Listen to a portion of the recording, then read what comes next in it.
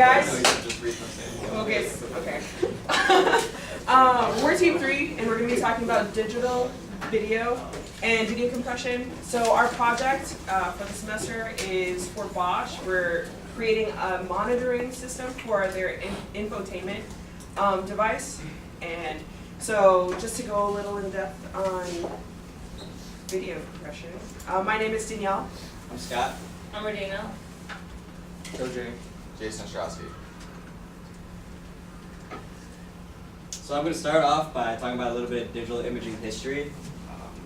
Digital imaging first became a topic of interest through the company NASA in the 1960s. They had space probes acquire analog signals and then used AV conversion to convert these signals into images. And then they used this process to map the moon. And then soon after that, other government sectors began to use this technology through the use of satellites and image mapping, as well as companies like Google. They started to use surface mapping for projects such as Google Earth and Google Maps. For the consumer market, Kodak really made the breakthrough in that aspect. It was introduced in the mid-70s, and Kodak developed the solid-state image sensors, which allowed the use of converting light to digital images, which was used by hobbyists and professionals, but it wasn't that great of quality at the time.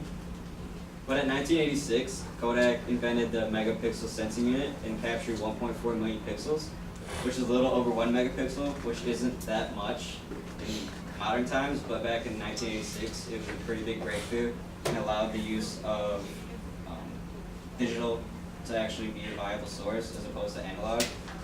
And after that, the boom of technology and being able to take a photo and then putting it on a computer was also a huge breakthrough. So the hardware aspect, the difference between analog and digital, there's some differences such as in the analog aspect, the shutter. The camera lets light in at a specific desired time, usually very, very quickly. So if the camera lets too much light in, it becomes overexposed and it's too bright. And if it lets not enough light in, it becomes underexposed and it's too dark. And then for the lens, the light enters and focuses on the film using a process called refraction. So if you focus, the lens itself actually moves. And then on the digital side of things, the shutter is a mechanical shutter. It uses digital shuttering to find more high quality lighting. And then for the lens aspect, it can override the fixed focus for special shots such as close-ups. In the process of creating the image, it's very, very different. For the analog, it's through the tedious process of the analog film is based in chemicals. The parts with the least exposure are more transparent. The parts with more exposure are more dark. And then a bright light is shined through the film that turns negative image into positive, thus creating a photograph. For digital, it converts the digital reading from a light sensor to an image, so it assigns a color to each pixel, and then millions of pixels are composed into an image, which you can then put on a computer and do what you want with it. Then here's an example of an analog image on the left and a digital image on the right. As you can see, the image on the right is more sharp, has greater contrast, and more color saturation, so it's better quality than the analog one on the left. So the way that videos are actually made are they're comprised of a sequence of images played very quickly. This is called, then the frame rate is the rate at which the images are actually displayed. So 15 frames per second is the slowest rate that the human brain will recognize in real movement. Anything lower than that, and it starts to look kind of stuttery, and we don't quite perceive it as real movement. 30 frames per second is what our standard definition televisions are at, and 25 to 60 frames per second is what high definition televisions can put as their frame rate.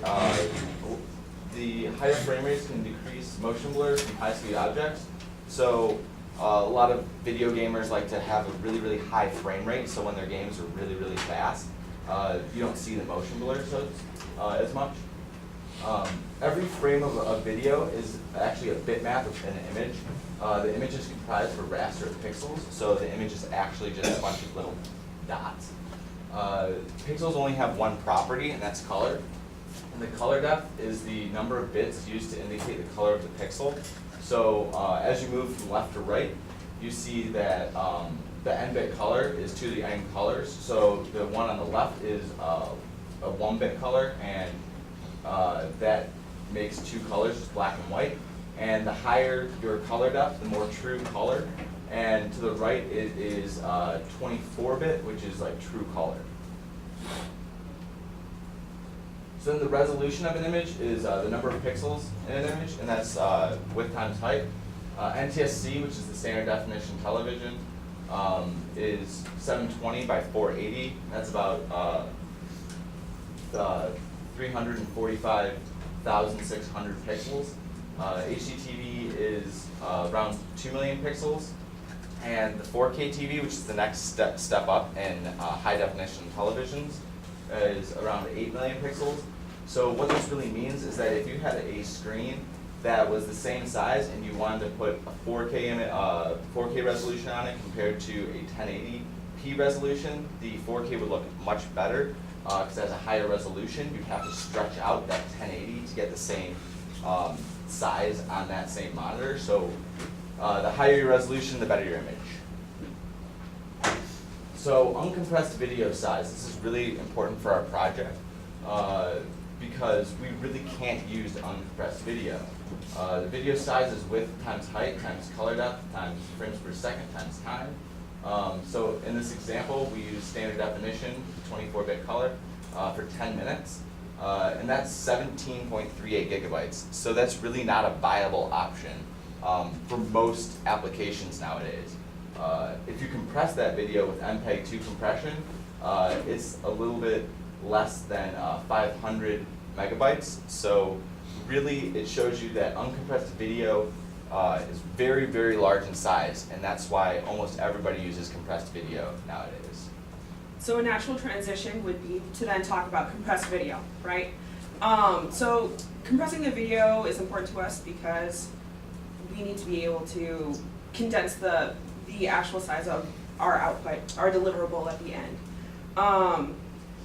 So like Jason talked about, the file size depends on a number of things, contributing to color depth, frames per second, and basically the different components that make up the video file size are like the differences in definition, for example, so standard versus high, and actual movement in the video, right? So once a video signal becomes digital, it requires a large amount of data, as we just talked about, for the transmission of bandwidth. So to reduce that amount of data, we have a number of strategies that we use through the use of codecs and the wrappers to be able to make it an easier and more accessible size to make it, yeah. Now, if you consider a video a series of frames, right? Going from one frame to the next, you'll notice that very few pixels are actually changing. Now, normally, before compressing that video, each one of those frames, every single pixel in each one of those frames has to be encoded. They all have to be processed. Compression goes about the task of throwing out all of that useless, all the useless bits, I guess you could say, because only certain things are changing from one bit to another, right? So that, from there, I'm just gonna point to my image. As you can see, you'll start with the original data. It goes through the compression techniques, and basically, which will basically be powerhoused by the codecs. And after it's compressed, it's encoded, it comes out as either your .mov or AVI or MP4, and then when it gets played back, it's decoded on your computer and then is played back onto whatever media you're actually using. So I mentioned codecs a lot. Now, like I said, codecs are the powerhouse that's actually doing the complicated math, I guess you could say, to compress that data, right? It's composed of two different things, the encoder and the decoder. Now the encoder is what we're using to encode during rendering. so before it gets sent out. And then the decoder resides on the viewer's computer as an add-in to decode that information before playback. There are two different kinds of codecs available. There's lossless and lossy. Lossless means that there's no data lost, right? The decompressed version versus the compressed version has no data difference between the two. So if you were to revert back to the original version, it's relatively easy. The other one that I mentioned was lossy, which affects most of our videos.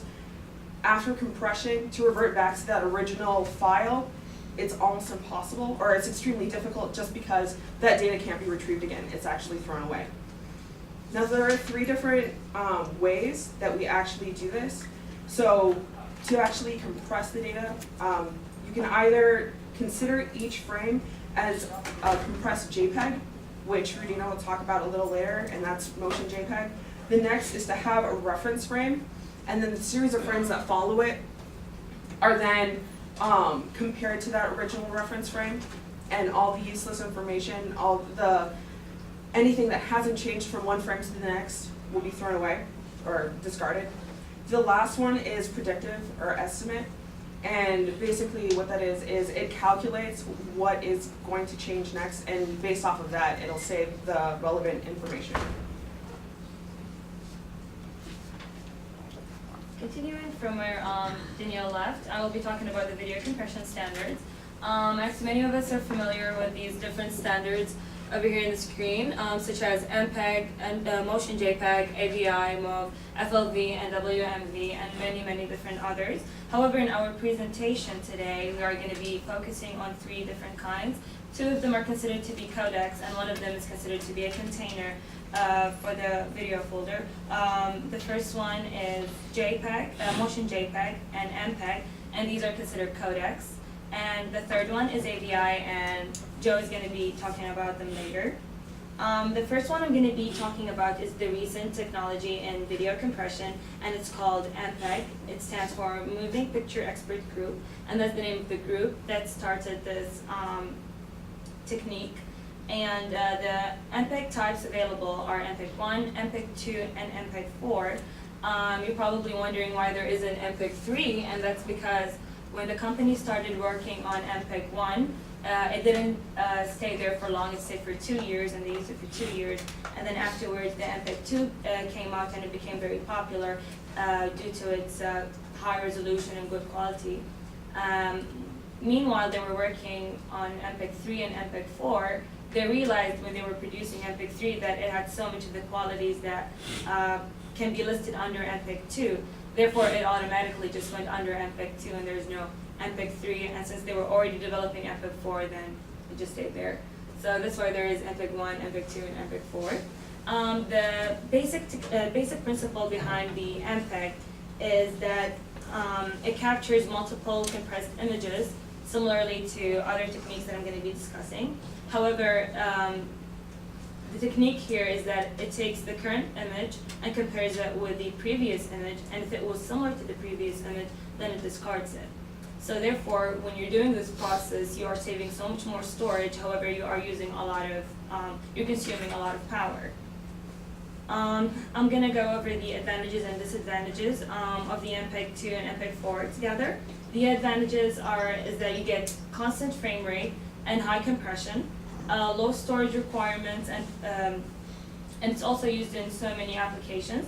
Some of the disadvantages is that it consumes high processing power, as I mentioned, and it has a complex compression, therefore it takes up great storage space.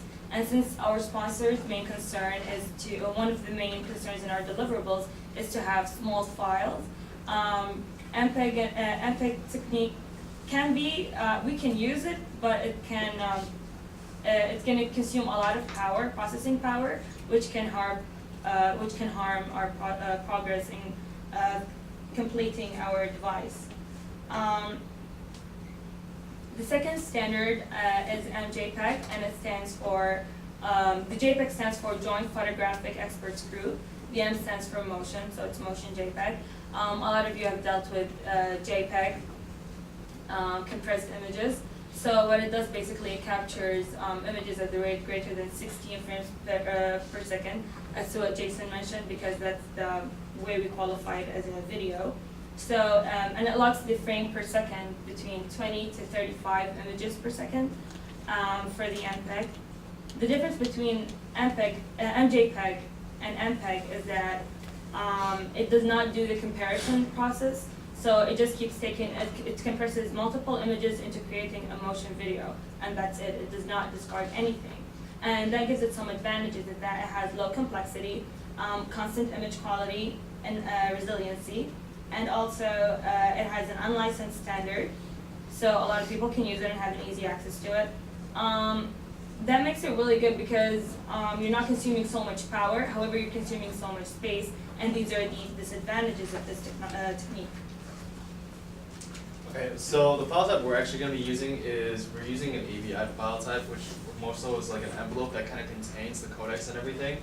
So obviously you're going to have a lot of the stuff that's pretty much seen in video. You're going to have audio and video data. It's going to have synchronous audio and video playback, and it can be used as a great starting point, as a lot of people have done in industry with DVDs. So the main advantages for it is it's going to have high compression rate, so it's compressed really fast and not use that much processing power. Excellent fidelity for the audio. It's widely used by a lot of people, so you're going to see this file type a lot. So a lot of players and a lot of kind of like post-processing and video editing software are going to be able to handle it. Choices of codecs, there's a lot of them, so it allows for a lot of different experiences, and you can kind of figure out like what you'd like to see within the video. For that, it also at the same time though, it kind of produces a large video when compared to an MPEG-4, but not so much when you compare it to a motion JPEG. It's definitely a lot smaller than that. Some of the codecs, there might be bad video quality when using some of the codecs. And also some of the other codecs might take a long time. So it's kind of like where you have to play around, you have to figure out what codec is most efficient for what you're doing. And the main reason why we're actually sticking with the AVI file type is mainly because Bosch, with their Blue Pirate, the current system that they're using now for their analyzing, it exports as an AVI. So a lot of their tools that you're using, they're using supports AVI. So we mainly wanted to use an AVI because it's also, not only is it kind of like middle of the road between a motion JPEG and also a MPEG, but it's also a file that they're using as well, so we want to make sure it's really seamless when we transition when we give them our projects. And with that, if you guys have any questions, feel free to ask.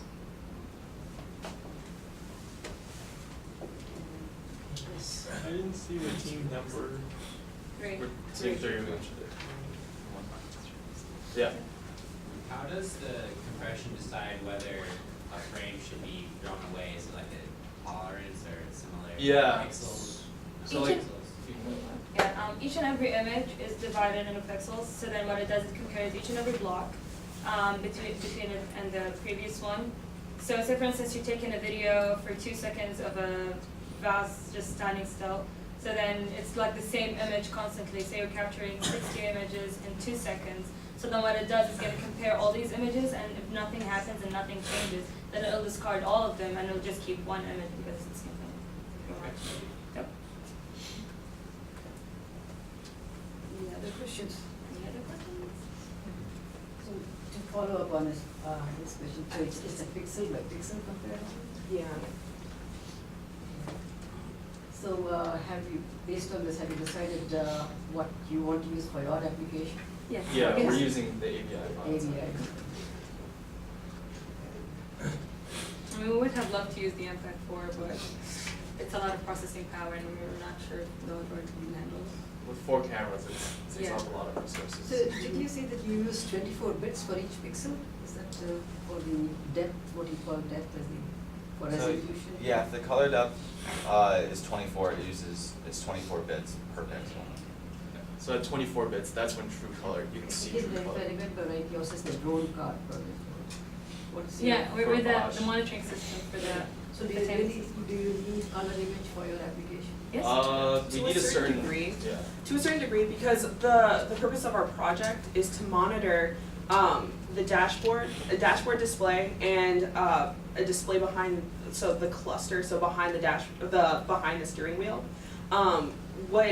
Because we're monitoring it, these cameras need to be able to pick up and actually view the display and make sure that everything that they're coding, so the GPS, the time stamping, all of that is easily viewed. So we need to make sure that the color and is close to real life as possible. So 24, since it's viewed as the true color, it was kind of like an easy.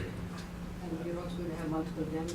Yeah, which is That's why a we challenge. stuck with AVI, because it would be easier on our system, because all 4 have to be recorded at the same time and then compressed. I wouldn't give that large of a file or that small of a file, so it'd be something in the middle, sort of. Any other questions? Okay, thank you. Thank you.